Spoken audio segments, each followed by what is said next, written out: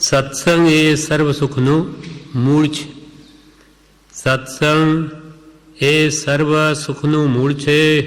સત્સંગ મળ્યો કે તેના પ્રભાવ વડે વાંછિત સિદ્ધિ થઈ જ પડી છે. સત્સંગ મળ્યો કે તેના પ્રભાવ વડે વાંછિત સિદ્ધિ થઈ જ પડી છે. ગમે તેવા પવિત્ર થવાને માટે સત્સંગ શ્રેષ્ઠ સાધન છે. સત્સંગની એક ઘડી જે લાભ દે છે તે કુસંગના 1 કોટ્યાવધિ વર્ષ પણ લાભ નહીં દે શકતા. અધોગતિમય મહાપાપો કરાવે છે, તેમજ આત્માને મલિન કરે છે. કૃપાલદેવે કહ્યું, સત્સંગ એ સર્વ સુખનું મૂળ છે. પાઠનું શીર્ષક સત્સંગ છે. સત એટલે આત્મા, જે વડે આત્માનું ભાન થાય, જ્ઞાન થાય, એવો જે સંગ તે સત્સંગ છે. સત્સંગ કૃપાલદેવ કહે તો સર્વ સુખનું મૂળ છે. જેમ વૃક્ષનું મૂળ, વૃક્ષના મૂળમાંથી કૂંપળ ફૂટે, તેમાંથી પાન ઝાડ થાય, તેમાંથી તેના ઉપર ફૂલ આવે, પછી ફળ આવે, તેમાં સત્સંગરૂપી એક વૃક્ષ છે અને એનું મૂળ સત્સંગ છે. એ વૃક્ષ એટલે સુખરૂપી વૃક્ષ, સુખરૂપી વૃક્ષનું મૂળ સત્સંગ. એ સત્સંગના મૂળિયામાંથી એ વૃક્ષ મોટું થઈ અને એને પુષ્પ આવે અને અંતે મોક્ષરૂપી ફળ આવે. એટલે જે જીવ સત્સંગ કરે એ અંતે મુક્તિને પામે. એટલે મોક્ષનું મૂળ તે સત્સંગ છે. અને જેને સાચું સુખ જોઈતું હોય તે સત્સંગ કરે, કારણ કે સર્વ સુખનું મૂળ જ સત્સંગ છે. અને સત્સંગ મળ્યો કે તેના પ્રભાવ વડે વાંછિત સિદ્ધિ થઈ જ પડી છે. સત્સંગની જેને પ્રાપ્તિ થઈ, મહાપુણ્યના ઉદય સત્સંગની પ્રાપ્તિ થાય. સત્સંગ મળવો સહેલો નથી. આપણને પ્રાપ્ત થઈ ગયો એટલે આમાં આપણને એની જોઈએ એવું મહાત્મ્ય નથી લાગતું, પણ એ અતિ દુર્લભ છે. સત્પુરુષ પહેલાં મનુષ્યપણું મળવું દુર્લભ, સત્પુરુષ મળવા અને એના વચનોનું શ્રવણ મળવું એ એક અતિ દુર્લભ વસ્તુઓ છે. એટલે કૃપાલ કે જો તમને સત્સંગ મળ્યો તેના પ્રભાવ વડે વાંછિત સિદ્ધિ થઈ જ પડી. કારણ કે સત્સંગ મળ્યો તેના પ્રભાવ વડે કાર્ય થાય જ. કેવી રીતે? બ્રહ્મચારીજી વિવેચનમાં કહે છે કે સત્સંગથી કશાયો મંદ થાય. આપણા ક્રોધ, માન, મેલ, ઉપાધિ જે કશાય ભાવ છે એ સત્સંગમાં કશાયનું ભયંકરપણું જાણપણામાં આવતા કશાયો ઘટે છે, મંદ થાય છે. સત્સંગથી કશાયો મંદ થાય અને કશાય મંદ થવાથી પુણ્ય બંધાય અને પુણ્યથી સંસારમાં પણ જે સુખ જીવતે ઈચ્છે તે તેને પ્રાપ્ત થાય છે. એટલે સત્સંગ મળ્યો કે તેના પ્રભાવ વડે વાંછિત સિદ્ધિ થઈ જ પડી છે. તેથી સત્સંગ એ સર્વ સુખનું મૂળ કહ્યું. વળી કહ્યું કે સત્સંગ ગતિ ગંગા જલે, સ્નાન કરે જે ભવ્ય, તેને તીર્થ તપાદીનું રહે નહીં કર્તવ્ય. સત્સંગ રૂપી ગંગાજળમાં જે સ્નાન કરે તેમાં તેને તીર્થ કે તપાદી કરવાનું પણ કર્તવ્ય નથી રહેતું. કારણ તીર્થ કરીને પણ શું કરવું છે? સત્સંગ કરવો છે. તીર્થો પણ સત્સંગ માટે જઈએ છીએ. તીર્થોમાં શા માટે જઈએ? કે કંઈ સત્સંગનો જોગ મળી આવે. તપ કરીને પણ શું કરવું છે? તો કે સત્સંગ વિશેષતા, એના માટે તપ છે.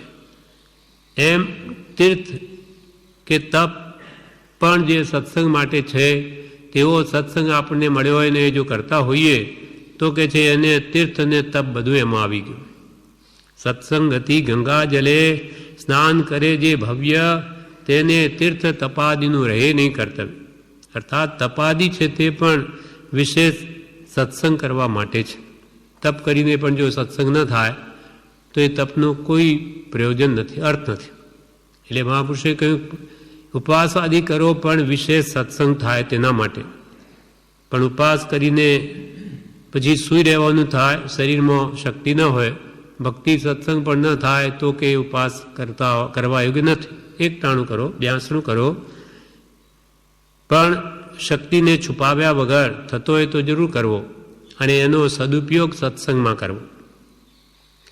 એટલે સત્સંગ મળ્યો કે તેના પ્રભાવ વડે વાંછિત સિદ્ધિ થઈ જ પડી છે. ગમે તેવા પવિત્ર થવાને માટે સત્સંગ શ્રેષ્ઠ સાધન છે. કર્મથી છૂટવું એ જ ખરી પવિત્રતા છે. વિવેચનમાં બધું બ્રહ્મચાર્ય આ કહ્યું કે સર્વ પ્રકારના કર્મો, અષ્ટકર્મો એથી છૂટવું એ જ આત્માની પવિત્રતા છે.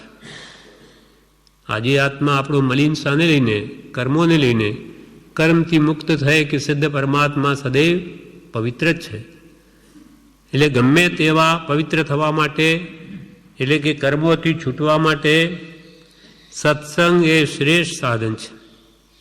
સત્સંગથી કર્મ છૂટવાની શરૂઆત થાય છે અને અંતે તેનું મોક્ષરૂપી ફળ આવે છે.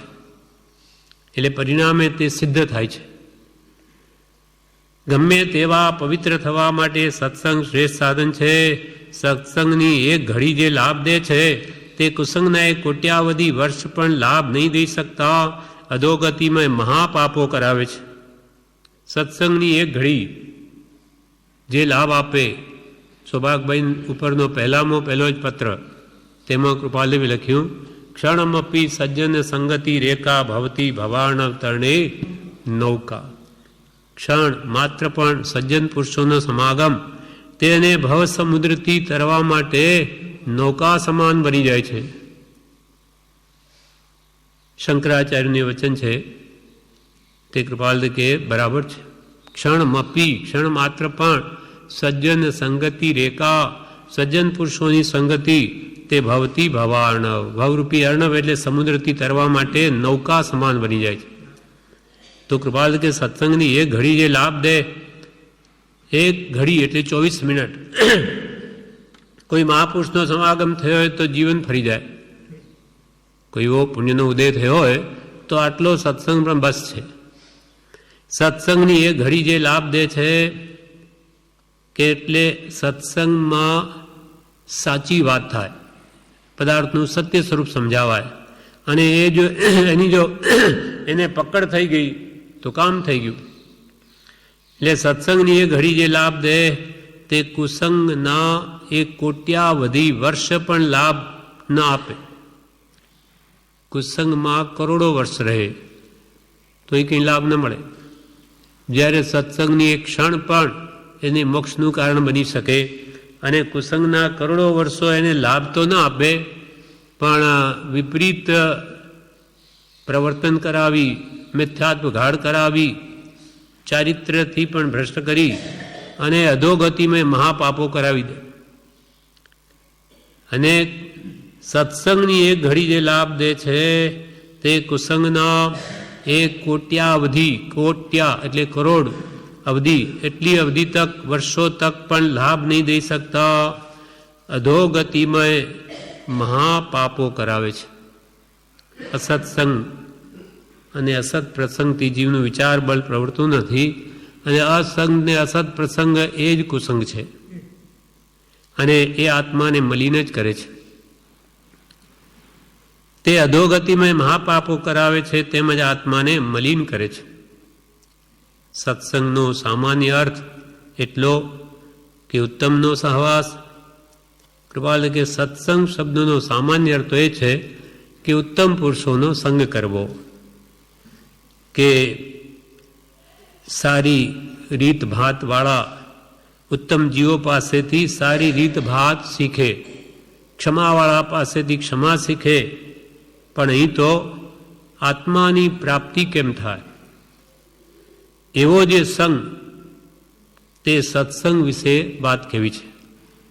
કૃપાલ દે કે સત જેનાથી પ્રાપ્ત થાય, આત્માની જેનાથી ઓળખાણ થાય એવા સત્સંગની વાત અહીં કહેવી છે.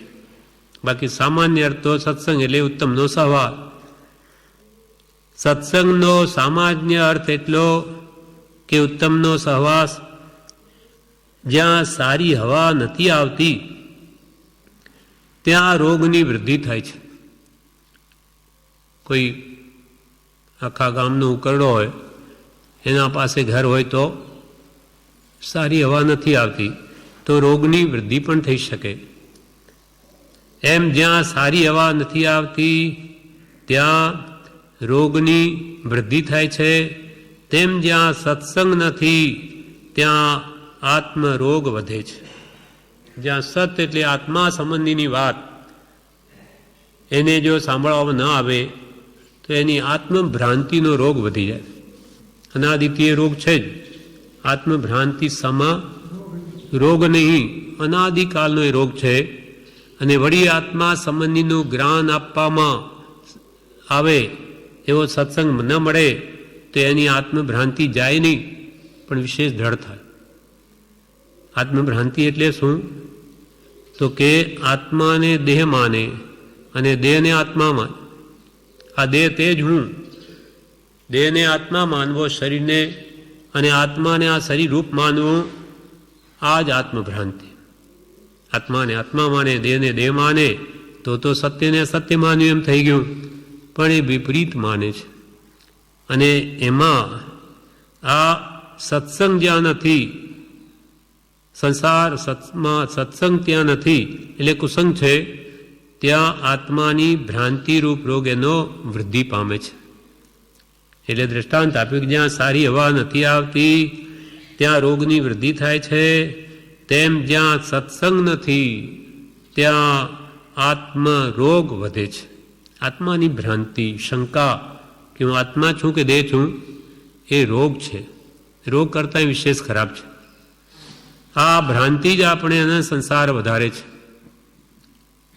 સ્વરૂપનું જ્ઞાન, જે સ્વરૂપ સમજ્યા વિના પામ્યો દુઃખ અનંત, એ આત્મભ્રાંતિના કારણે જ દેહને આત્મા માની, દેહમાં રહેલી ઇન્દ્રિયોને પોતાનું સ્વરૂપ માની, ઇન્દ્રિયો જે વિષયોમાં રાગ કરે તેમાં રાગદ્વેષ કરી અને એને સંસાર વધાર્યો છે. અનાદિથી આ જ ચાલે છે. એટલે કૃપાલ કે જ્યાં સત્સંગ નથી ત્યાં એવો આત્મરોગ વધે છે. દુર્ગંધથી કંટાળીને જેમ નાકે વસ્ત્ર આડું દઈએ છીએ, તેમ કુસંગથી સહવાસ બંધ કરવાનું અવશ્યનું છે. ક્યાંય જતા હોય ને ભયંકર દુર્ગંધ આવતી હોય તો નાક આડું વસ્ત્ર પણ મૂકી દે કે બહુ ગંદી હવા છે, બહુ ગંદુ, એટલે દુર્ગંધ બહુ આવે છે. જેમ કે મુંબઈમાં કાંકરિયા જ્યાં આખા ગામનો મળ બહાર જતો હોય તો કેટલે દૂર સુધી પણ એની દુર્ગંધી ફેલાય, એટલે ત્યાં રહીને તો ભયંકર વાસ મારે. તો દુર્ગંધથી કંટાળીને જેમ નાકે વસ્ત્ર આડું દઈએ છીએ, તેમ કુસંગથી સહવાસ બંધ કરવાનું અવશ્ય છે, જરૂર છે. જેમ તેવી રીતે કુસંગથી દૂર રહેવું અથવા કુસંગીઓનો સંગ ન કરવો, તેનો ત્યાગ કરવો પણ અવશ્યનો છે. તેમ કુસંગથી સહવાસ બંધ કરવાનો અવશ્ય છે. કેમ કે જેને સત્સંગ કરવો છે તેને કુસંગથી બચવું જોઈએ. સંસાર એ પણ એક પ્રકારનો સંગ છે. કૃપાલ કે સંસાર એ પણ એક પ્રકારનો સંગ છે અને તે અનંત કુસંગરૂપ તેમજ દુઃખદાયક હોવાથી ત્યાગવા યોગ્ય છે. સંસાર પણ એક પ્રકારનો સંગ જ છે, પણ તેમાં દેહ અને ઇન્દ્રિયો એના પાછળ જીવન હોય છે. ત્યાં મોટે ભાગે આત્માની વાત સંસારી જેવો કરે નહીં, એટલે અનંત કુસંગરૂપ છે. માટે આવા સંસારને ત્યાગવો યોગી છે. શા માટે? તો કે સંસાર જીવને ધર્મથી પાડી નાખે, ધર્મ ન કરવા દે, એવા સગા સંબંધી વખત રોકી લે એવા છાપા, વિકતા તથા કુગુરુ વગેરે કુસંગ છે. બ્રહ્મચારી આ અનંત કુસંગ રૂપનો અર્થ કર્યો સંસારનો, કે જે સંસાર ધર્મથી પાડી નાખે, મોહ કરાવી, અને ધર્મ પણ કરવા ન દે આવા સગા સંબંધીઓ, અને વખત રોકી લે નકામો એવા છાપા અને વિકતા, સ્ત્રી કથા, દેશ કથા, રાજકથા, ભોજન કથા અને કુગુરુ. કુગુરુ એ મોટામાં મોટો કુસંગ છે કે જે એને શ્રદ્ધાથી જ ભ્રષ્ટ કરી દે. ચારિત્રથી ભ્રષ્ટ થયેલો જીવ ઠેકાણે આવે, પણ શ્રદ્ધાથી ભ્રષ્ટ થયો એટલે ગયો. ભટ્ટા દંસણ ભટ્ટા, દંસણ ભટ્ટા ન સિજનથી ચારિત્ર ભ્રષ્ટા સિજન છે. ચારિત્રથી ભ્રષ્ટ થયેલો જીવ ઠેકાણે આવે, પણ શ્રદ્ધાથી જ ભ્રષ્ટ થઈ ગયો તે ઠેકાણે આવવો મુશ્કેલ છે. એટલે આ કુગુરો શું કરે, આપણને શ્રદ્ધાથી જ ભ્રષ્ટ કરી દે. એટલે એ સંસાર અનંત કુસંગરૂપ તેમજ દુઃખદાયક હોવાથી ત્યાગવા યોગ્ય છે. અને આપણા અંતરમાં રહેલા અંતરંગ શત્રુઓ કામ, ક્રોધ, માન, માયા, લોભ વગેરે એ આપણને આત્માર્થ કરવામાં નડે છે, માટે તે પણ કુસંગ છે. આપણા અંતરંગ કશાય ભાવો તે પણ કુસંગ છે. આત્માર્થ સિવાય બીજા જે સંકલ્પ વિકલ્પ આપણે કરીએ છીએ તે સર્વ કુસંગ છે. અને સંસારમાં તો બધું એવું જ છે. એટલે સંસાર જ કુસંગરૂપ છે. એટલે મહાત્માઓ કે ભગવાન તીર્થંકરો જેવા પણ આ સંસારનો ત્યાગ કરી દેવતાએ સુખ ભોગવે. તીર્થંકરો છતાં પણ એનો ત્યાગ કરીને એ કરપાત્રી થઈને જંગલમાં ચાલી નીકળે છે. કેમ કે આ સંસાર અનંત કુસંગરૂપ છે. માટે તે ત્યાગવા યોગ્ય છે. ગમે તે જાતનો સહવાસ હોય, પરંતુ જે વડે આત્મસિદ્ધિ નથી તે સત્સંગ નથી. કૃપાલજી કે ગમે તેવો સંગ હોય, પણ જે સંગ વડે તમારા આત્માની પ્રાપ્તિ ન થાય, ઓળખાણ ન થાય, તો તે સત્સંગ નથી. ગમે તે જાતનો સહવાસ હોય, પરંતુ જે વડે આત્મસિદ્ધિ નથી તે સત્સંગ નથી. આત્માના શુદ્ધ સ્વરૂપને સાધે તે આત્મસિદ્ધિ, આત્માના શુદ્ધ સ્વરૂપને સાધે તે આત્મસિદ્ધિ, અને જેથી આત્મસિદ્ધિ થાય તે સત્સંગ. કર્મબંધના મુખ્ય કારણ મિથ્યાત્વ અને કશાય ભાવો છે. એ જ જ્યાં હોય તે સંસાર તો ત્યાગવા યોગ્ય છે. અને આત્માની સિદ્ધિ પ્રાપ્ત થતી હોય તે જ સાચો સત્સંગ છે. આત્માને સત્ય રંગ ચડાવે તે સત્સંગ. સત્ય એટલે જેવો આત્મા છે તેવો આત્મા બતાવે, તેનું જ્ઞાન કરાવે તે જ સાચો સત્સંગ. આત્માને સત્ય રંગ ચડાવે તે સત્સંગ. મોક્ષનો માર્ગ બતાવે તે મૈત્રી. સાચા મિત્ર સદગુરુ કે જે જન્મ મરણથી આપણને છોડાવે છે. મોક્ષનો માર્ગ બતાવે તે મૈત્રી. અને ઉત્તમ શાસ્ત્રમાં નિરંતર એકાગ્ર રહેવું તે પણ સત્સંગ છે. ઉત્તમ શાસ્ત્ર કોને કયા? નાની પુરુષે લખેલા શાસ્ત્ર તે ઉત્તમ શાસ્ત્ર, અથવા નાની પુરુષના ઉપદેશ વચનો તે પણ ઉત્તમ શાસ્ત્ર. કેમ કે શાસ્ત્રો પણ નાની પુરુષના હૃદયમાંથી જ આવ્યા છે. એટલે જ્ઞાની પુરુષે જે કંઈ કહેલા કે લખેલા તે જ ઉત્તમ શાસ્ત્ર. જેમાં મોક્ષની વાત હોય કે સતની વાત હોય તે સત્શાસ્ત્ર કહેવાય.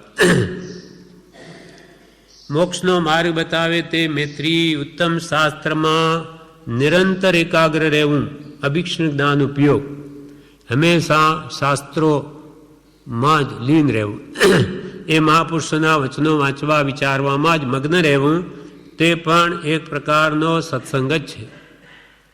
શ્રવણ, કીર્તન, ચિંતન, વંદન, સેવન, ધ્યાન, લઘુતા, સમતા, એકતા, નવધા, ભક્તિ પ્રમાણ, તેમ જે ભક્તિના નવ ભેદ, એમ શાસ્ત્રોમાં નિરંતર એકાગ્ર રહેવું તે પણ સત્સંગ છે. કે જે વડે સમ્યક દર્શન, જ્ઞાન, ચારિત્રની આત્માને પ્રાપ્તિ થાય, અથવા છપદ વગેરે વિચાર કરી શુદ્ધ આત્માને સાધે તે સત્સંગ કહેવાય. શુદ્ધ આત્માની પ્રાપ્તિ ન થાય તે સત્સંગ નથી. મોક્ષનો માર્ગ બતાવે તે મૈત્રી. ઉત્તમ શાસ્ત્રમાં નિરંતર એકાગ્ર રહેવું તે પણ સત્સંગ છે. સત્પુરુષોનો સમાગમ એ પણ સત્સંગ છે. નાની પુરુષનો સમાગમ એનાથી તો વિશેષ લાભ થાય.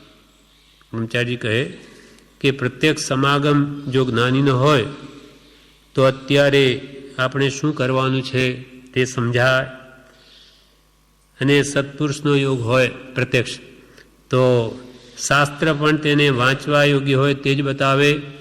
તેથી જીવને વિશેષ લાભ થાય. જ્ઞાનીની આજ્ઞા ગમે તે હોય પણ તે આરાધવાથી ફરી ભવિષ્યમાં જ્ઞાનીનો યોગ થાય.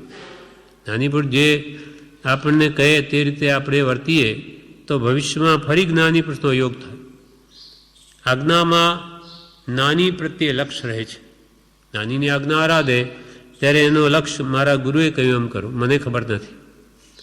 તેથી યોગ્યતા આવે છે.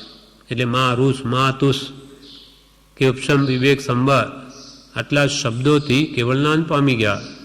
કેમ કે મારા ગુરુએ કહ્યું છે, આ મંત્ર મારા ગુરુએ આપ્યો, મને ખબર નથી કે આમાં મારું શું કલ્યાણ છે. એટલે શિવભૂતિ મુનિને કંઈ આવડતું જ નથી. તે મા ઋષ એટલે કોઈ પ્રત્યે રોષ ન કરવો, કોઈ પ્રત્યે તુષ્ટમાન ન થવું, રાગ દ્વેષ ન કરવા, એ મંત્ર પણ ભૂલી ગયા. પછી માસ્તુજ માસ્તુજ કરતા. પણ મનમાં શું છે, મારા ગુરુએ પેલી આજ્ઞા આરાધું છું. તો એમ જ્ઞાનીની આજ્ઞા જે આરાધે તો તેનો લક્ષ્ય જ્ઞાની પ્રત્યે રહે છે. તેથી જીવની યોગ્યતા આવે છે. સત્પુરુષનો સમાગમ અને સત્શાસ્ત્ર એ કર્મ મળ ટાળી આત્માને શુદ્ધ કરે છે. સત્પુરુષો કે તેના ઉપદેશેલા વચનો કે સત્શાસ્ત્રો એ આત્મા ઉપર રહેલી કર્મોની મલિનતાને ટાળીને શુદ્ધતા આપે છે. સત્પુરુષનો સમાગમ પણ સત્સંગ છે. મલિન વસ્ત્રને જેમ સાબુ તથા જળ સ્વચ્છ કરે છે તેમ આત્માની મલિનતાને શાસ્ત્રબોધ અને સત્પુરુષનો સમાગમ ટાળી શુદ્ધતા આપે છે. આપણું કપડું મેલું થઈ ગયું હોય તો એને સાબુ અને પાણી વડે એને સ્વચ્છ કરી શકાય. તેમ આપણા આત્મા ઉપર જે કર્મ મેલ છે એને પણ શાસ્ત્રબોધ અને સત્પુરુષના સમાગમથી એ મેલને દૂર કરી શકાય છે. જેનાથી હવે કૃપાલદેવ બીજી વાત કરે. આ વાત તો થઈ કે આત્મા અનાદિથી કર્મથી ઘેરાયેલો છે. એમાં સત્પુરુષ હોય, એનો ઉપદેશ હોય કે સત્સંગ હોય તો એ અનાદિનો કર્મ મેલ દૂર કરી શકાય છે. એટલે સત્સંગની જીવને અત્યંત આવશ્યકતા છે. અને આ પવિત્ર થવા માટે એટલે સંપૂર્ણ આત્મશુદ્ધિ કરવા માટે સત્સંગ જેવું બીજું કોઈ શ્રેષ્ઠ સાધન નથી. કુસંગના કરોડો વર્ષો પણ એ ફાયદો ના આપે જે સત્સંગની એ ઘડી લાભ આપી દે. અને અનાદિનો જે આત્મભ્રાંતિરૂપ રોગ છે તે પણ સત્સંગથી નાશ પામે. માટે જ પ્રભુ શ્રીજી અહીંયા આવી સત્સંગની યોજના કરી આ કાળમાં. ક્યાં છે આવો સત્સંગ કે જ્યાં સવારથી રાત સુધી 10 કલાક સુધી ભક્તિ સત્સંગ જ કરે? કેમ કે આ જીવ સત્સંગ સિવાય સમજશે કેવી રીતે? જ્ઞાન ક્રિયાભ્યામ મોક્ષ. પ્રથમ જ્ઞાન ને પછી અહિંસા શ્રી સિદ્ધાંતે ભાગ્યું. પહેલાં તો કે જ્ઞાન, પહેલાં જાણો અને પછી તે પ્રમાણે કરો. જાણે જ નહીં તો શું કરવું?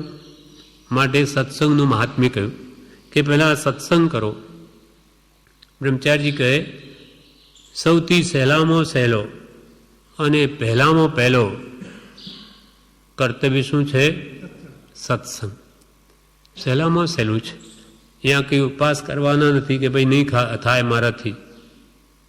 પણ સમજો, સાંભળો. તો કે શ્રવણે નાણે વિનાણે. સાંભળવાથી જ્ઞાન થાય, જ્ઞાનથી વિશેષ જ્ઞાન થાય, વાત સમજમાં આવે. અને જ્યારે એને સંસાર દુઃખરૂપ લાગશે ત્યારે આપોઆપ છોડી દેશે, કહેવું ન પડે. એટલે એવું સત્સંગનું મહાત્મ્ય છે કે જે જીવ સત્સંગ કરે મહાપુણ્યના ઉદય જ એવો જોગ મળે પણ નહીં. બધાને કંઈ સત્સંગનો જોગ ન મળે. ઋષિ કહે તો કેટલા પુણ્યના ઢગલા વધ્યા હોય ત્યાર તો આ દરવાજામાં પગ મુકાય. તો પછી આ રહેવાનું તો કેટલું પુણ્ય જોઈએ? ત્યાં કંઈ બધા રહી ન શકે. મન ઉછાળા મારીને પાછો લઈ જાય અને બહાર. એટલે આવો સત્સંગ જ્યાં જે વડે આત્માની શુદ્ધિ થાય તે તો કે છે અતિ અતિ દુર્લભ છે. હવે એવી જ વાત બીજા પણ કોઈ કહે કે બીજા પણ સત્સંગ જ કરે છે ને બધા, એના વિશે બીજા ધર્મોવાળા સત્સંગ નથી કરતા, તો એ વાતનો અહીંયા ખુલાસો કરે છે.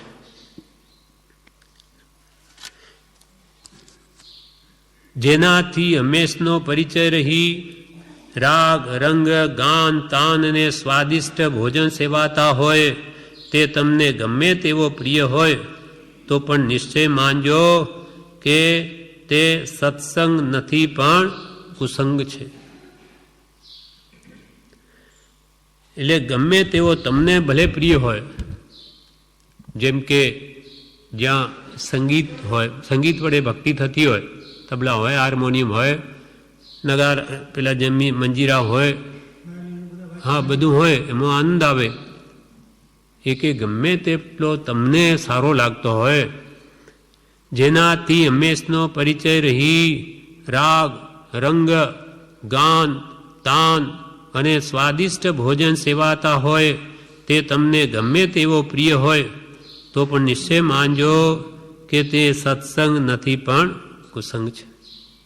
જ્યાં આત્માર્થનું લક્ષ્ય ન હોય, જ્યાં વૈરાગ્ય ઉપશમનું વાતાવરણ ન હોય અને જ્યાં રંગ રાગ ગાન તાન ને અંતે વળી મિષ્ટાન ભોજન માત્ર એ જ હોય અને રાગ થાય એવા વેશભૂષા પહેરીને લોકો આવતા હોય અને સ્વાદિષ્ટ ભોજન સેવાતા હોય તો ગમે એટલો તમને ભલે પ્રિય લાગે પણ તે ભલે ધર્મના નામે થતો હોય પણ તે સત્સંગ નથી પણ કુસંગ જ છે.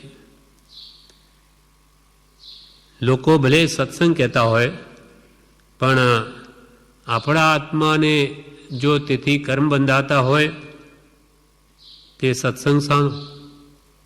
સત એટલે તો આત્મા, આત્માને ઉડતો મલિન કરે, કર્મબંધનું કારણ થાય આવા 5 અન્યના વિષયોના નિમિત્તો હોવાથી તો પછી એ સત્સંગ શાનો? એ તો કુસંગ છે અને શરીર અને ઇન્દ્રિયોને પોષે છે. 5 અન્યના વિષયો પોષાતા હોય, સ્વાદિષ્ટ ભોજન તરફ લક્ષ્ય હોય તો જીવા ઇન્દ્રિયને પોષણ મળ્યું.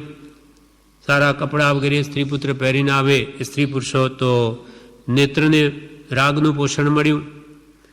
અને વળી આવા સંગીત સાંભળવામાં આવતા હોય તો વળી કર્ણ કાનને પોષણ મળ્યું.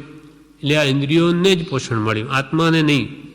માટે તમને ગમે એટલો સારો લાગતો હોય પણ એ સત્સંગ નથી પણ કુસંગ છે. એથી આત્માની મલિનતા દૂર ન થાય પણ વધે. એક તો આપણા અંદર 5 વિષયોની આસક્તિ પડેલી છે અને તેમાં વળી આવો ઉમેરો થાય, તેથી એ તો ઉડતી મલિનતા વધી, ઘટી નહીં. પછી આપણે માની લઈએ કે ખૂબ ભક્તિ થઈ પણ શાની?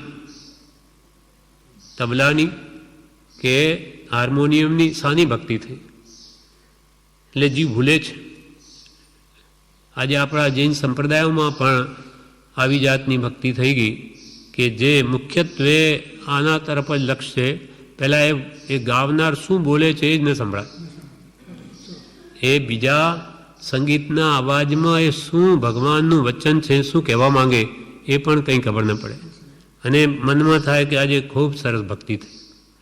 એટલે કૃપાલે કે જેનાથી હંમેશનો પરિચય રહી રાગ રંગ તાન ગાન અને સ્વાદિષ્ટ ભોજન સેવાતા હોય તે તમને ગમે તેવો પ્રિય હોય તો પણ નિશ્ચય માનજો કે તે સત્સંગ નથી પણ કુસંગ છે. સત્સંગથી પ્રાપ્ત થયેલું એક વચન અમૂલ્ય લાભ આપે છે.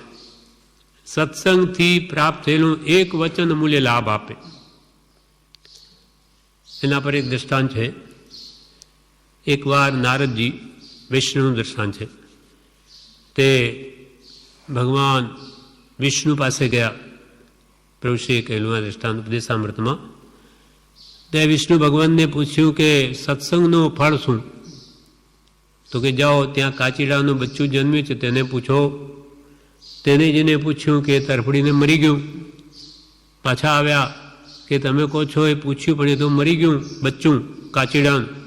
તો કે જાઓ ત્યાં પોપટનું બચ્ચું જન્મ્યું તેને પૂછો. તેને પૂછ્યું નારદજીએ તો તે પોપટનું બચ્ચું પર તરફડીને મરી ગયું. ફરી પાછા ગયા કે ભગવાન આપ કહો છો પણ પૂછવું જોઈએ તો તરફડીને મરી જાય છે. તો કે રાજાને ત્યાં પુત્રનો જન્મ થશે, ત્યાં જઈને પૂછજો. તો કે વળી ત્યાં જઈને પૂછતો કે તમારે સમજવું છે ને, પૂછજો. હવે જન્મ થયે ત્યાં જઈને પૂછે છે, પણ મનમાં ડર છે કે આ મરી ગયો તો, પણ પૂછે છે. તે વખતે એ રાજપુત્રે જન્મ્યો છે, એણે કહ્યું કે આપને હજુ સત્સંગનું ફળ શું એ ખબર નહીં પડી કે કાચીડાના ભાવમાં મને આપના દર્શન થયા. બાલ બ્રહ્મચારીઓ એ નારદ, આપના દર્શન થયા અને આપે સત્સંગનું ફળ શું એ શબ્દ મને કહ્યો કે ના પુણ્ય બળે તું કાચીડાના ભાવમાંથી પોપટ થયો. આટલો શબ્દ શ્રવણ થયો. અને ત્યાં ફરી આપ પધાર્યા, ફરી આપના દર્શન થયા અને સત્સંગનું ફળ શું એમ પૂછ્યું. તેના ફળમાં તો હું આ રાજપુત્ર થયો છું. ઓહો, એટલું બધું એક શબ્દથી આટલી ઊંચી ગતિ થઈ ગઈ. એટલે મહાપુરુષોના વચનો આપણામાં કેટલો લાભ કરતા હશે આપણને ખબર નથી. એટલે ઋષિ કે પ્રભુ અહીંયા તો કર્મોની કોડ ખપે છે, કરોડો કર્મો નાશ પામે. સતની વાણી આપણા કર્ણમાં કાનમાં પેસે એ મહાપુણ્યનું કારણ છે. એટલે એક વચન પણ અમૂલ્ય લાભ આપે. ભરૂચમાં સમડી ઝાડ નીચે મળતી હતી, છેલ્લા પ્રાણ હતા. ત્યાંથી કોઈ મહાત્મા પસાર થયા, એને મંત્ર સંભળાવ્યો નવકાર. તેના પ્રભાવે એ મરીને લંકાના રાજાની પુત્રી થઈ ગઈ સિલોનમાં. પછી એને જાતિસ્મરણ જ્ઞાન થાય છે કે ભરૂચમાં હું સમળી હતી, એ ઠેકાણે ત્યાં પડી હતી, ત્યાં મને એક મહાત્માએ આવી રીતે મંત્ર સંભળાવ્યો હતો. એ જાતિસ્મરણ થવાથી પછી અહીંયા આવે છે હિન્દુસ્તાનમાં, અને જે ઠેકાણે એને મંત્ર સંભળાવ્યો ત્યાં મંદિર બાંધે છે, અને પોતે લગ્ન પણ કરતી નથી, ને આખી જિંદગી ભગવાનની ભક્તિમાં જ એ ભરૂચમાં સમય વિતાવે છે. તે મરીને પછી દેવગતિને પામી. એમ એક શબ્દ પણ જેના શ્રવણમાં આવી જાય તો તેનું આવું જીવન સુધરે, આખું ભાવ સુધરી જાય, ભવભાવ એનું કલ્યાણ થઈ જાય, તે જીવ જાગી જાય છે. એમ એક વચન પણ સત્સંગનો અમૂલ્ય લાભ આપે છે. તત્વજ્ઞાનીઓએ મુખ્ય બોધ એવો કર્યો છે કે સર્વસંગ પરિત્યાગ કરી અંતરમાં રહેલા સર્વ વિકારથી પણ વિરક્ત રહી એકાંતનું સેવન કરો, તેમાં સત્સંગની સ્તુતિ આવી જાય છે. મુખ્યત્વે ભગવંતે શું ઉપદેશ કર્યો તો કે તમે સર્વસંગ પરિત્યાગ કરો, મતલબ દીક્ષા લો, મુનિપણું લ્યો. મુખ્ય બોધ ભગવાનનો ઉપદેશ આ છે. અને અંતરમાં રહેલા સર્વ વિકાર ભાવથી પણ વિરક્ત થઈ, એ રાગ દ્વેષ એ વિકાર છે, એનાથી રહિત થઈ એકલા શુદ્ધ આત્માનું સેવન કરવું તે એકાંત છે. એકાંતમાં રહીને આત્મ ધ્યાનમાં લીન રહેવું એ ભગવંતની મુખ્ય આજ્ઞા છે. તેમાં સત્સંગની સ્તુતિ આવી જાય છે. એકાંત ધ્યાનમાં જે જ્ઞાની મહાત્માઓ લીન રહે તે સત્સંગમાં જ છે. કેમ કે સત્સંગ એમણે કરેલો હોય તો જ આ શુદ્ધ આત્મામાં તે રહી શકે, એ સત્સંગનું ફળ છે. એ મહાત્માઓએ પહેલાં જો સત્સંગ ન કર્યો હોય તો જ્ઞાન પ્રાપ્તિ ન થાય, તો આત્મામાં લીનતા કેવી રીતે કરે? એટલે આજે આત્મ ધ્યાનમાં લીન છે એનું કારણ પણ પૂર્વે સેવેલો સત્સંગ જ છે. એ પણ સત્સંગનું જ ફળ છે. કેવલ એકાંત એ તો ધ્યાનમાં રહેવું કે યોગાભ્યાસમાં રહેવું એ છે. કેવળ એકાંત એ તો આત્મ ધ્યાનમાં રહેવું કે યોગાભ્યાસ એટલે અષ્ટાંગ યોગ સાધવા તે છે. પરંતુ સમસ્વભાવીનો સમાગમ, જેમાંથી એક જ પ્રકારની પ્રવર્તનાનો પ્રવાહ નીકળે છે, તે ભાવે એક જ રૂપ હોવાથી ઘણા માણસો છતાં અને પરસ્પરનો સહવાસ છતાં તે એકાંત રૂપ જ છે. અને તેવી એકાંત માત્ર સંત સમાગમમાં રહી છે. કે આત્મજ્ઞાની મુનિઓ તો આત્મ ધ્યાનમાં લીન રહી શકે, પણ આપણા જેવાનું શું?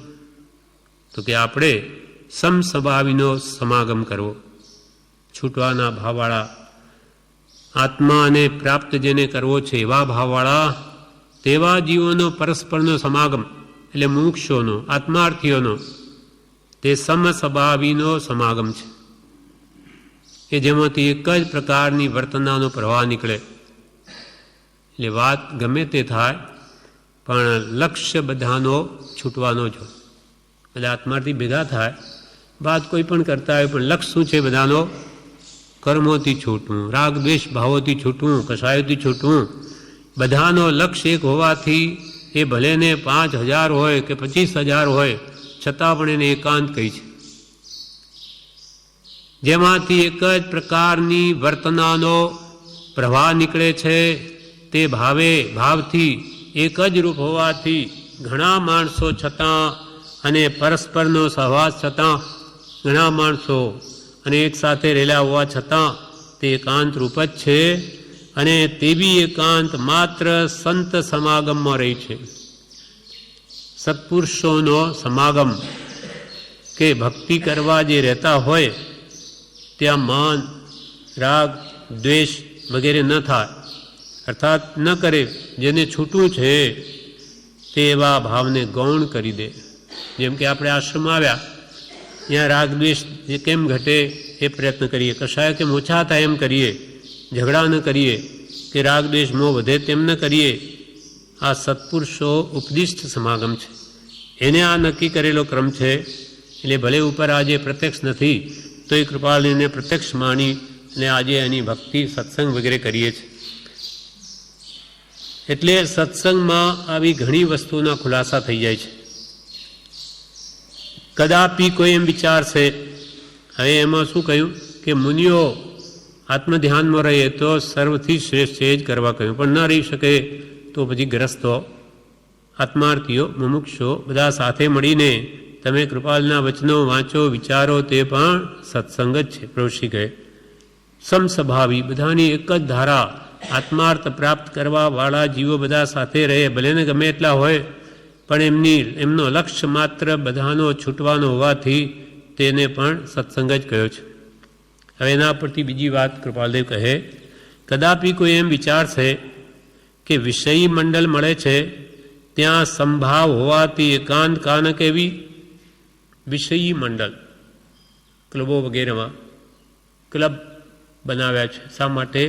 કે આ બધા વિષયી મંડળ સંસારી જીવો મળે, વાતો કરે, રમે, ચોપાટ કે પ્લેઇંગ કાર્ડ વગેરે, અને પોતાનામાં અને આનંદ માને. એમાં આવા બધા કે વિષય મંડળ મળે ક્લબો વગેરેમાં, તો ત્યાં સંભાવ હોવાથી એકાંત કાન કેવી, કે બધા એક ઈચ્છાવાળા જ હોય, તો એને પણ સત્સંગ કેમ ન કહેવો?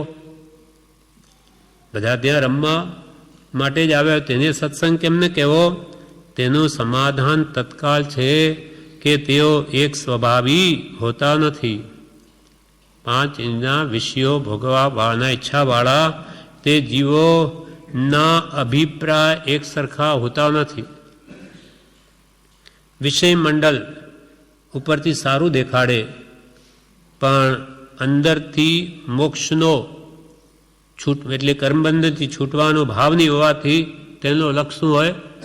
માનાદિ, માન, મોટાઈ મેળવવા, ખાનપાનની ઈચ્છા અથવા મોજ શોખની ઈચ્છાથી તે આવેલા હોય છે. તેથી ત્યાં એક સ્વભાવ નથી. બધા કંઈ મુક્ત થવા નથી ઈચ્છતા, એ તો પોતાનો સ્વાર્થ સાધવાય છે. અમે ઇન્દ્રિયોના વિષયો કેમ વિશેષ ભોગવીએ એક બીજા કરતો અમે. એટલે ભલે ને ઉપરથી દેખાય કે ભાઈ બધા એક છે, પણ એમ નથી, અંતરથી એક નથી. તેનું સમાધાન, વિષય મંડળનું સમાધાન એ છે કે તેઓ એક સ્વભાવી હોતા નથી. પરસ્પર સ્વાર્થ બુદ્ધિને માયાનું અનુસંધાન હોય છે. પરસ્પર એકબીજા પ્રત્યેની સ્વાર્થ બુદ્ધિ છે. મુમુક્ષોમાં અહીંયા એકબીજા શું સ્વાર્થ સાધવાનો હોય? જ્યારે વિષય મંડળમાં ખાવા પીવા વગેરે મને કેવી વિશેષ લાભ મળે એવી સ્વાર્થ બુદ્ધિ, અને તેમાં માયાનું અનુસંધાન હોય, અંદરમાં માયા કપટ હોય.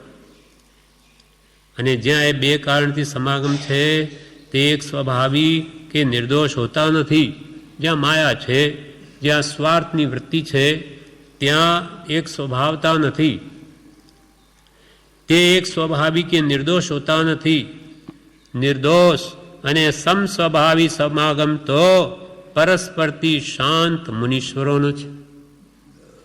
ખરેખર જેને કોઈ સ્વાર્થ નથી, જેના હૃદયમાં કોઈ માયા કપટ નથી, એવો તે નિર્દોષ, એવા નિર્દોષ સમાગમ તો એકબીજા પ્રત્યે સંભાવવાળા પક્ષપાત રહિત શાંત મુનીશ્વરોનો છે. મુનિ મહાત્માઓ કોઈ સ્વાર્થ નથી, કોઈ પક્ષપાત નથી, સંભાવમાં જેની વૃત્તિ સ્થિત છે એ મહાત્માઓનો પરસ્પરનો સમાગમ છે તે જ નિર્દોષ છે. બાકી સંસારી જીવોના સમાગમ દોષિત છે. તેમજ ધર્મ ધ્યાન પ્રશસ્ત અલ્પારંભી પુરુષનો પણ કેટલાક અંશે છે. પહેલાં તો મુનિઓની વાત કરી કે એ તો સંપૂર્ણ નિર્દોષ સમસ્વભાવી છે, અથવા અલ્પારંભી, અલ્પ આરંભ અને અલ્પ પરિગ્રહથી જે આજીવિકા ચલાવે, ન્યાય નીતિથી ચાલે, આવા જે જીવો ધર્મ ધ્યાનમાં પ્રશસ્ત રાગવાળા, એવા જીવો ધર્મ ધ્યાન પ્રશસ્ત અલ્પારંભી પુરુષનો પણ કેટલેક અંશે છે જેને અલ્પાંશે માયા છે, સ્વાર્થ છે, તેથી તેમને પરસ્પર કશાયનું કારણ નથી અથવા અલ્પ છે. એવા નાની પુરુષના આશ્રિતનો સમાગમ તે પણ ઉપયોગી છે. પણ જ્યાં સ્વાર્થ અને માયા કપટ છે ત્યાં સમસ્વભાવતા નથી. માયા કપટનો ભાવ હોય એકબીજાથી લાભ લેવાનો, તો ત્યાં કે જે સમસ્વભાવી પણ જ નથી, અને તે સત્સંગ પણ નથી, તેથી તે સત્સંગ નથી.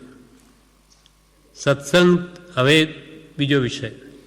આવા જે આત્માર્થી કે જ્ઞાની પુરુષનો પરમ સમાગમ પરમ સત્સંગ કહેવાય, કે આ જ્ઞાનીના આશ્રિત કે મુમુક્ષુનો સમાગમ તે સત્સંગ કહેવાય. આવા સત્સંગથી શું મળે? તો કે સત્સંગથી જે સુખ આનંદ મળે છે તે અતિ સ્તુતિ પાત્ર છે. આવા જ્ઞાની પુરુષ કે એના આશ્રિતનો સમાગમ, તેનાથી જે આનંદ મળે, જે સુખ મળે તે અતિ સ્તુતિ પાત્ર છે, અત્યંત પ્રશંસા કરવા લાયક છે. કેમ કે નિર્દોષ છે. નિર્દોષ સુખ નિર્દોષ આનંદ લ્યો ગમે ત્યાંથી ભલે, એ દિવ્ય શક્તિમાન જેથી જંજીરેથી નીકળે, એ દિવ્ય શક્તિમાન જેથી જંજીરેથી નીકળે. એવા જ્ઞાની પુરુષ કે જ્ઞાની પુરુષના આશ્રિતનો સમાગમ જ નિર્દોષ છે. તે કરો તો કે જે આ કર્મથી જકડાયેલો આપણો આત્મા અનાદિકાલથી, તે એનાથી બહાર નીકળે. અષ્ટ પ્રકારની કર્મ જંજીરથી બંધાયેલો, જંજીર એટલે સાંકળથી બંધાયેલો આપણો આત્મા એનાથી છૂટે માટે જ્ઞાની કે જ્ઞાનીના આશ્રિતનો સમાગમ કરો, તે જ સાચો સત્સંગ છે. અને સત્સંગથી, આવા સત્સંગ જે સુખ અને આનંદ મળે છે તે અતિ સ્તુતિ પાત્ર છે. હવે તે સત્સંગમાં, સાચા સત્સંગમાં શું થાય? જ્યાં જ્ઞાની કે જ્ઞાનના આશ્રિત સમાગમ કરતા હોય તેમાં શું થાય? તે હવે કૃપાલદેવ કહે, જ્યાં શાસ્ત્રોના સુંદર પ્રશ્નો થાય, એટલે શાસ્ત્રોના સુંદર પ્રશ્નો થાય, એટલે કે ધર્મ ધ્યાન શું, કર્મ કેમ છૂટે વગેરે શાસ્ત્રોના સુંદર પ્રશ્નો થાય. જ્યાં ઉત્તમ જ્ઞાન ધ્યાનની સુકતા થાય, ઉત્તમ જ્ઞાન ધ્યાન એટલે ઉત્તમ જ્ઞાનથી કે ઉત્તમ આત્મધ્યાનથી સત્પુરુષો આ સર્વ કર્મોથી છૂટે છે વગેરે વાત થાય. એ મહાપુરુષો કેમ વર્તે એ રૂપ ઉત્તમ ધ્યાન, જ્ઞાન ધ્યાનની જ્યાં સુકથા થાય સત્સંગમાં, જ્યાં સત્પુરુષોના ચરિત્ર પર વિચાર બંધાય, મહાપુરુષોના ચરિત્રો વંચાય, તેનું અદ્ભુત પવિત્ર જીવન આપણા ધ્યાનમાં આવે. આપણે પણ કેમ જીવનને પવિત્ર કરવું તેના પરથી આપણને વિચાર જાગે, ચરિત્રો વંચાય, વિચારાય. જ્યાં સત્પુરુષોના ચરિત્ર પર વિચાર બંધાય, જ્યાં તત્વજ્ઞાનના તરંગની લહેરીઓ છૂટે, તત્વજ્ઞાનના તરંગની લહેરીઓ છૂટે. એટલે સત્સંગમાં જ્યાં આત્માને લક્ષીને વાત થાય, એટલે મારો આત્મા કેવો? પરમાત્મા જેવો, સહજાત્મ સ્વરૂપ પરમગુરુ પંચ પરમેષ્ઠી જેવો હું પણ શુદ્ધ આત્મા છું, હું પરમાત્મા છું નિશ્ચયને. એટલે કે હું પરમાત્મા બની શકું એમ જીવને ભાન થાય. એટલે તત્વજ્ઞાનના તરંગની લહેરીઓ છૂટે. જેમ કે કોઈને પૈસાની જરૂર હોય અને કોઈ કહે કે તું આ ધંધો કર, 1 કરોડ રૂપિયા કમાવીશ. કરોડ રૂપિયા? અને એ હું? હા, બહુ જ જબરી વાત કરી તમે. એટલે કેવો આનંદ થાય કે આવી વાત, હું કરોડપતિ થઈ શકું? હા હા, થઈ શકે. આ ધંધો જ એવો છે. તેમ આપણને મહાપુરુષો કહે કે આ તત્વજ્ઞાન સત્સંગમાં એવી વાતો થાય કે તું તો પરમાત્મા બની શકે. પરમાત્મા જ છું. નિશ્ચયને એ પરમાત્માને તારામાં અંતર જ નથી. આ બધું કર્મનું આવરણ છે, ઘટાડ મટાડ, તો તું પોતે પરમાત્મા જ છું. નિશ્ચયને તો તું કેવલનાન તારામાં હમણો જ છે. શક્તિ અપેક્ષાએ તો એ પ્રગટાવ. એટલે સત્સંગમાં એવી વાત સાંભળીને કે હું ભગવાન બની શકું, આ બધા જન્મ જરા મૃત્યુ રોગ શોક ચિંતા આદિ વ્યાધિ ઉપાધિ સર્વથી મુક્ત થઈ શકું? તો કે હા. એટલે એને આનંદ થાય કે ઓહો, આવો હું છું તો મારે તો જરૂર પ્રાપ્તિ કરવી. એમ જ્યાં સત્સંગમાં તત્વજ્ઞાનના તરંગની લહેરીઓ છૂટે, એટલે તત્વજ્ઞાનના તરંગની લહેરીઓ, એવા તરંગો આવે ઉત્તમ સતતત્વ આત્મતત્વનું જ્ઞાન વડે કે એને આનંદ થઈ જાય. નહીં તો જાણે હું તો ગરીબ છું, હું તો કાં સ્ત્રી છું, કાં પુરુષ છું, હું તો રોગી છું, મારામાં શું છે? કે તારામાં તો બધું જ છે. શું નથી? આનંદ નાન દર્શન સુખવીરીનો સ્વામી છે. તું કંઈ ઓછો છો? આત્મા જેવો કોઈ મહાન દેવ નથી, અને એ તું જ છો. એમ એ વાત એને સમજાય એટલે એની લહેરીઓ, આનંદની લહેરીઓ છૂટે. એ સત્સંગમાં જ્યાં તત્વજ્ઞાનના તરંગની લહેરીઓ છૂટે, જ્યાં સરળ સ્વભાવથી સિદ્ધાંત વિચાર ચર્ચા, સરળ સ્વભાવથી સત્સંગમાં સિદ્ધાંત વિચાર ચર્ચા. સરળ સ્વભાવથી એટલે બ્રહ્મચારી કહે ખંડન મંડન માટે નહીં, પણ સરળ સ્વભાવે શાસ્ત્રનું વિવેચન થાય કે જો આમાં આમ કહ્યું, ફલાણા એમ કરે, એ આમ ખંડન મંડન ન કરે, પેલા ખોટા પેલા એ ખોટા, સાચા આપણે, એવો ભાવ ન કરે. એ તો સરળ સ્વભાવે જેમ વસ્તુનું સ્વરૂપ હોય તેમ વિચારાય. ખંડન મંડન માટે સત્સંગ નથી કે પોતાના મતનું મંડન કરવું અને બીજાનું ખંડન કરવું, એમાં કાળ ન ગાળે. પણ મારે આત્મશુદ્ધિ કેમ કરવી તે તરફ જ જેનો લક્ષ્ય હોય. જ્યાં સરળ સ્વભાવથી સિદ્ધાંત વિચાર ચર્ચા, જ્યાં મોક્ષજન્ય કથન પર પુષ્કળ વિવેચન થાય. મોક્ષજન્ય એટલે જે વિચારણા વડે મોક્ષનો જન્મ થાય. એટલે આવા મોક્ષજન્ય કથન એટલે આ સાથી છૂટાય આ જન્મ મરણથી, તેના ઉપર પુષ્કળ વિવેચન થાય. એવો સત્સંગ તે મહાદુર્લભ છે. કૃપાલ કે જ્યાં જ્યાં આવું થાય આવો સત્સંગ તો મહાદુર્લભ છે. કૃપાલદેવ કહે ફરીથી, સત્સંગથી જે સુખ આનંદ મળે છે તે અતિ સ્તુતિ પાત્ર છે. જ્યાં શાસ્ત્રોના સુંદર પ્રશ્નો થાય, જ્યાં ઉત્તમ જ્ઞાન ધ્યાનની સુખતા થાય, જ્યાં સત્પુરુષોના ચરિત્ર પર વિચાર બંધાય, જ્યાં તત્વજ્ઞાનના તરંગની લહેરીઓ છૂટે, જ્યાં સરળ સ્વભાવથી સિદ્ધાંત વિચાર ચર્ચાય, જ્યાં મોક્ષજન્ય કથન પર પુષ્કળ વિવેચન થાય, એવો સત્સંગ તે મહાદુર્લભ છે. કોઈ એમ કહે, હવે ફરી બીજી વાત કે ભાઈ એ સત્સંગ કૃપાલ કે મહાદુર્લભ છે, તો કોઈ કૃપાલદેવ કહે, કોઈ એમ કહે કે સત્સંગ મંડળમાં કોઈ માયાવી નહીં હોય, એટલે કે સત્સંગનું આ મંડળ આપણે બધા અહીંયા છીએ તો એમાં કોઈ સ્વાર્થને પોષનાર એવો ન હોય. બધાને છૂટવાની ભાવના ક્યાંથી હોય? કોઈ હોય પણ ખરા 1-2%. જેમ કે ગામ હોય તો ઢેડવાળો હોય, તેમ ત્યાં કોઈ આવો 1-2 નીકળે પણ ખરા કે જે માત્ર સ્વાર્થ પોષવા આવ્યો હોય, પણ મોટો ભાગ ત્યાં ન હોય. સત્સંગ મંડળમાં કોઈ માયાવી નહીં હોય તો તેનું સમાધાન આ છે. તો કૃપાલ કે એનું સમાધાન આ છે કે જ્યાં માયા અને સ્વાર્થ હોય છે ત્યાં સત્સંગ જ હોતો નથી. જે માઇક સુખ એટલે ઇન્દ્રિય સુખને અર્થે સત્સંગમાં આવે તે માયા છે. છેતરવાના અર્થમાં વપરાય, પણ અહીંયા છેતરવા આવીને કોને છેતરે? એટલે જ્યાં માયા અને સ્વાર્થ હોય છે ત્યાં સત્સંગ જ હોતો નથી. અર્થાત કાં તો એ આવા જીવો ભેગા ત્યાં સત્સંગ હોય નહીં, અને સત્સંગ જે આત્માર્થીઓ કરતા હોય ત્યાં આવો સ્વાર્થી માયાવી ત્યાં આવીને કરે પણ શું કરે? એની પાસે શું લઈ લે? હવે આ દ્રષ્ટાંતિ આ વાત સમજાવે.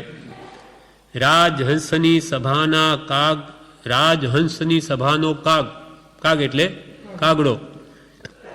રાજહંસની સભા, મુમુક્ષુ આત્માર્થી જીવોની સભા, આપણે જેમ બેઠા છીએ બધા, આ બધા આત્માર્થના લક્ષ્ય બેઠા, તેમ રાજહંસની સભાનો કાગ, ત્યાં કોઈ કાગડો આવ્યો, તે દેખાવે કદાપી ન કળાય તો અવશ્ય રાગે કળાશે. એટલે કાગડો રાજહંસની સભામાં રાજહંસના પીછા ખોસીને ગયો હોય તો કદાપી ઉપરથી ન દેખાય કે ભાઈ એની ઉપરથી તો હંસ જેવો દેખાય માની લો, પણ જ્યારે બોલશે ને કાં કાં કરશે કે ઓળખાઈ જશે આ હંસ નથી, આ કાગડો છે. રાજહંસની સભાનો કાગ દેખાવે કદાપી ન કળાય, ઉપરથી કદાચ ન ઓળખાય તો અવશ્ય રાગે કળાશે. રાગથી એટલે બોલશે ત્યારે ખબર પડી જશે કે આ તો કાગડો છે. મૌન રહ્યો તો મુખમુદ્રાએ કળાશે, બોલે નહીં તો એની મુખમુદ્રા ઉપરથી માયાવીના અંતરમાં શું ભાવ છે તે ખબર પડી જાય. આપણે અહીંયા આટલા બધા છીએ, કોઈ આખો દાડો બાલા મારતો અહીંયા ત્યાં ફરતો હોય, સત્સંગ ભક્તિ ન કરતો હોય, એ છાનું ન રહે કે આ માણસ આખો દિવસ ગમે ત્યાં જ ફર્યા કરે છે, એને કંઈ ભક્તિ કે સત્સંગનું લક્ષ્ય નથી, છાનો ન રહે. મૌન રહ્યો તો મુખમુદ્રાએ કળાશે, પણ અંધકારમાં જાય નહીં, એટલે કે છાનું રહે નહીં. એ આવા વ્યક્તિત્વવાળો તે માણસ છાનો ન રહે કે એને આત્માર્થનું લક્ષ્ય નથી. ખાવા પીવા કે હરવા ફરવા જ આવ્યો છે અને માત્ર અહીંયા ખાઈ પીને સૂઈ રહેવું છે, એને ભક્તિ સત્સંગનું લક્ષ્ય નથી, તે અંધકારમાં જાય નહીં, છાનું ન રહે.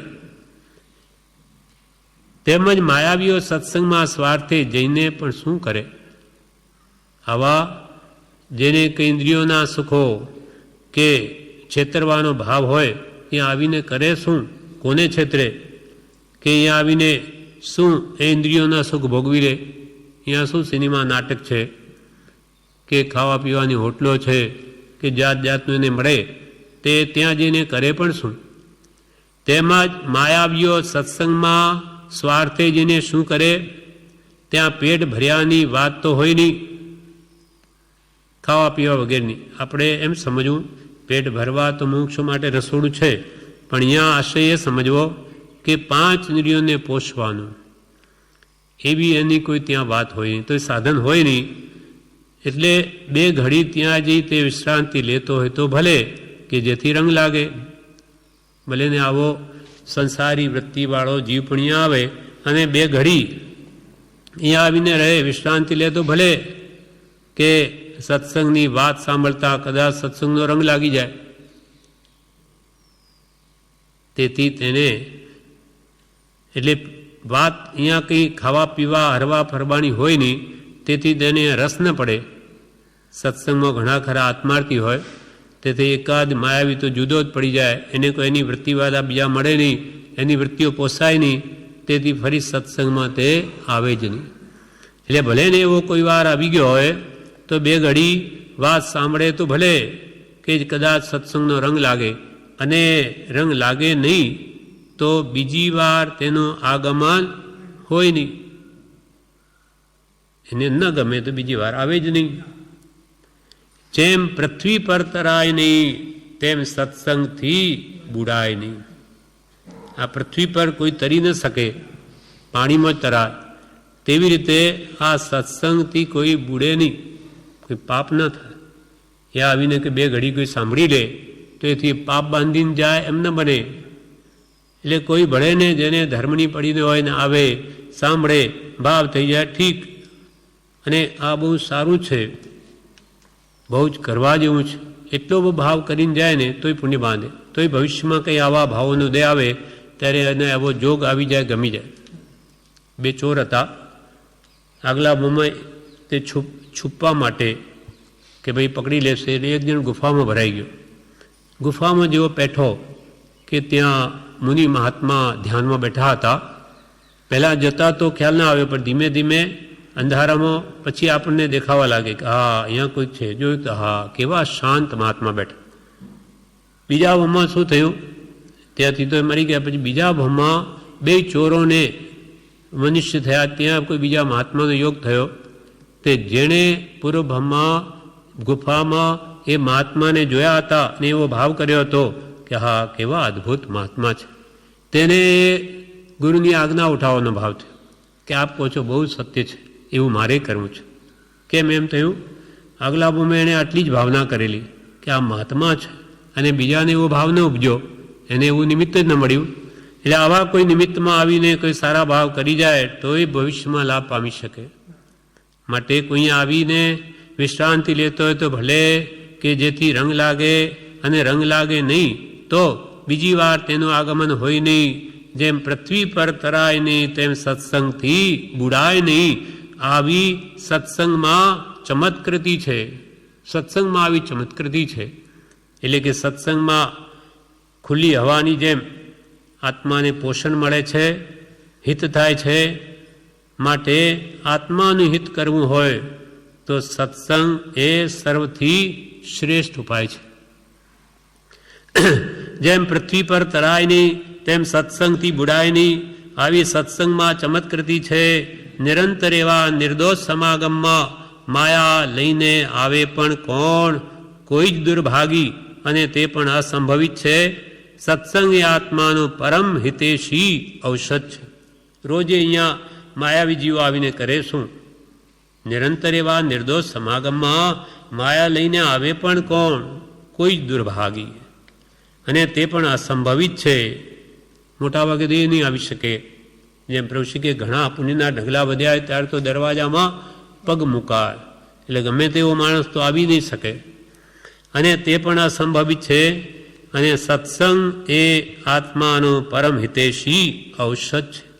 સત્સંગ એ આત્માને પરમ કલ્યાણકારી ઔષધ છે, દવા છે, જે આત્મભ્રાંતિરૂપ રોગ કાઢી સમ્યક દ્રષ્ટિ બનાવી અંતે આગળ વધારી કેવળ જ્ઞાન પ્રગટાવી અને મોક્ષ આપે છે. એટલે સત્સંગ એ સર્વ સુખનું મૂળ છે. અંતે એ મુક્તિનું સુખ આપે, અને વર્તમાનમાં પણ આ ભવમાં પણ સદાચાર વડે એને સુખી કરે, તે બધાનું મૂળ સત્સંગ છે.